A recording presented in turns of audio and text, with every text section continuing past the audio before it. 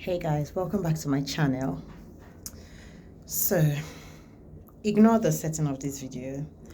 You don't even have a tripod or anything. I literally just want to make this video today because today is the 31st of October, and if I don't make this video, it's going to be till another year. It's just breast cancer awareness I want to talk about, and I also want to talk about grief and breast cancer awareness. So we all know that the October has been kind of slated for breast cancer awareness, and I hope I'm not covering the sun. And yeah, October has been slated for breast cancer awareness.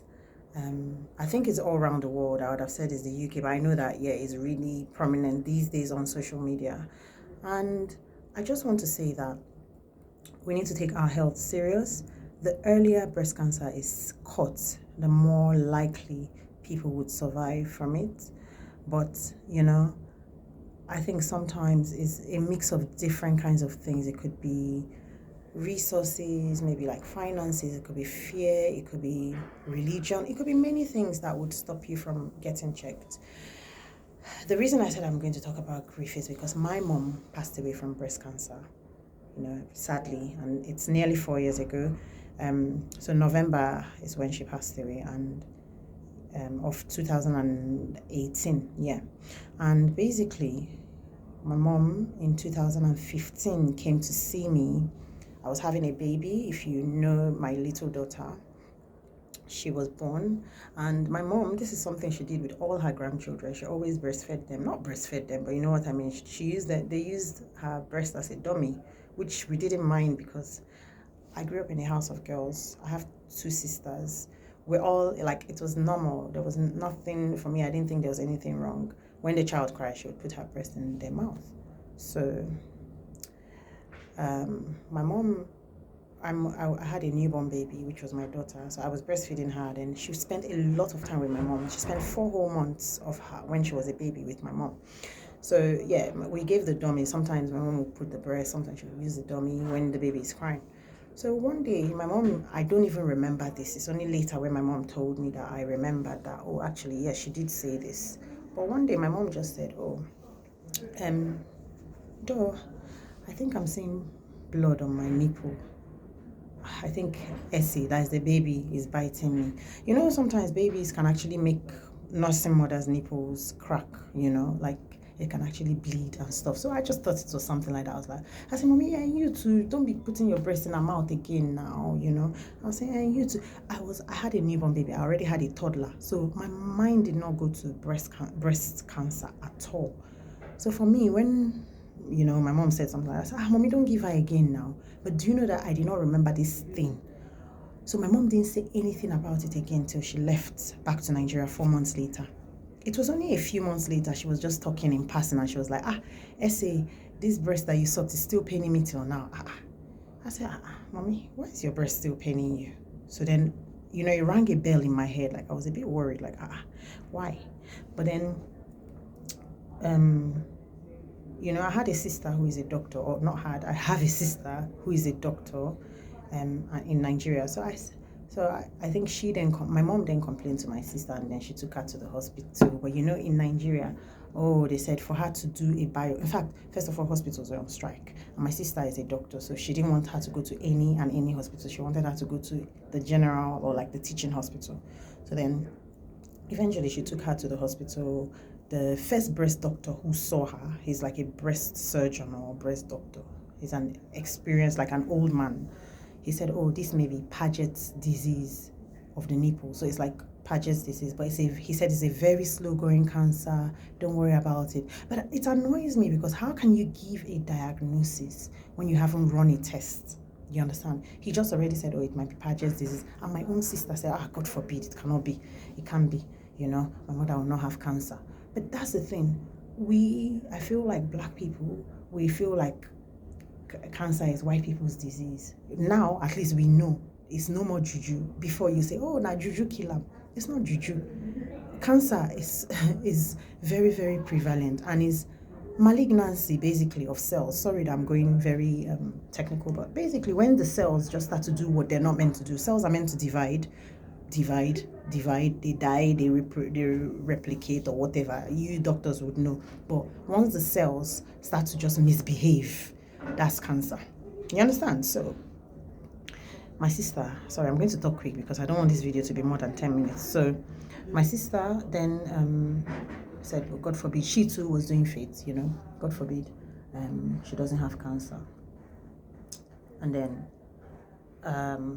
we didn't talk about it again. I don't know. I asked my okay. She gave her medication to put on it to maybe heal it. So the nipple will heal, then it will turn to so initially it was just blood coming out. Later it would heal, then to like scab again. You know, just like that continuously. But I was not there in the country, so I couldn't see it. So all I was just saying is let it just. But I had Googled, but I didn't know that actually blood coming out of nipple or crusty nipple was actually cancer. It can be other things, but it can also be cancer. You understand? So, sorry, this is not how I wanted this video to go, but this is how it's going. I'm just speaking from my heart. So basically, that's how she went. Later on, they said, okay, they need to do a biopsy. She didn't have a lump. My mom did not have a lump in her breast for years. Like, she first saw this bleeding nipple in 2015. I'm using when my daughter was born. By 2016, she had no lump. She only had a lump in 2017, 2 years later. Imagine, if something was done earlier, I might still have my mother here today, you know? But like I was saying, what happened then? They finally said, okay, we'll do a biopsy anyway, just because the bleeding is not stopping. Okay, another thing my mom was doing is that she wasn't really saying it all. You know, she had faith. She kept saying, it's gone. Later, she'll say, oh, it's there.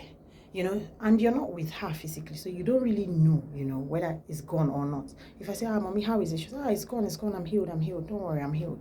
So you're not sure, like, really. So I don't know if it was fear, you know, I don't know why she wasn't really, you know, doing it, like, why she wasn't really going to get a diagnosis. Sorry, I'm just all over the place, but, yeah, basically, what happened? So my mom then they said they will do a biopsy. To do biopsy, today hospital is on strike, tomorrow hospital is not on strike. Finally, they said they need to put her under general anesthesia to do a biopsy. And my mom had me through cesarean, general anesthesia. And she knows what it was like 30-something years ago. She was like, no, I don't want to go under general anesthesia for them to just cut a breast tissue out. No. And she was about to go to America to my sister, you know, my other sister that was having twins. So she said, okay, when I go there, I will get everything sorted. But you guys know how America is with their insurance and their healthcare. It's not that straightforward. So anyway, yeah, cut the long story short. By the time she was ready to start going to America, she had found a lump. This lump was fast growing. So in quotes, it was triple negative cancer. I don't know what it was in the beginning. I don't know whether she could have, you know, had more life. I don't know. But she had triple negative cancer, which means that it's not receptive. It doesn't respond to any hormonal treatment, only chemotherapy. So they diagnosed her triple negative stage 3 cancer. They said it hadn't spread to anywhere. We're happy. Let her start chemotherapy. Back and forth. Insurance this, insurance that. She eventually started chemotherapy, but by then, I suspect it had become terminal because it spread. Because the way cancer is, every single day counts. So every single day counts. See, even people, young people who have seen with breast cancer, like they cut it early. Like when I mean early, like maybe they found a lump and they cut it. They still go through a lot of treatment. Not to talk of my mom who had known for years, you know, but she didn't know it was cancer though, but you know, she had known that something was wrong and had not really taken any treatment. I think my mom, I don't know. I think she just lived well because she was fine. And then, yeah, it spread. And once it spread, it became terminal. And yeah, it's a different video altogether. Like my thoughts are all over the place. But yeah, it spread to her organs. And what happened? She passed away. It was sad. Like, I never thought my mother was going to die, you know. Like, I thought she was going to rapture. That was the belief I had. And yes, everybody dies, but You know, I didn't expect it to be that way. And I didn't expect it to be through breast cancer. When we were little, my mom used to tell us every day, check your breast around your periods, check your breast, check your breast. But you know, for her to then die from this same breast cancer that she knew about, like, it's crazy.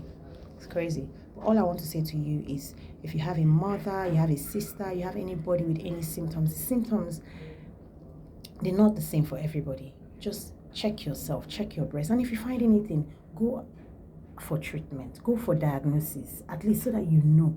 Don't live in silence or live in fear and say, oh, let me ignore it and just expect it to disappear. That's not how it works. I don't want this video to be a negative video.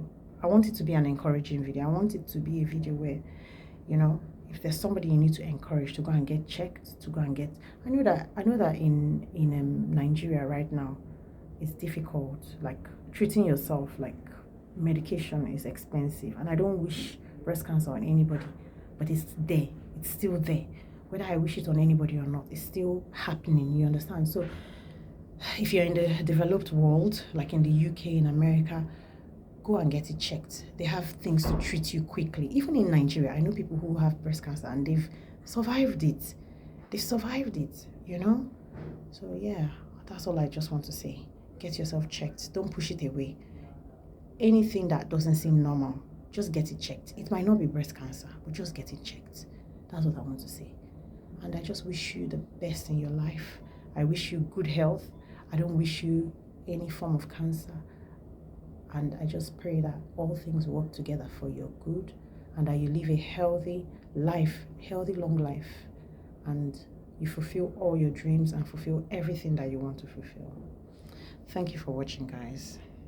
See you in the next one. Bye.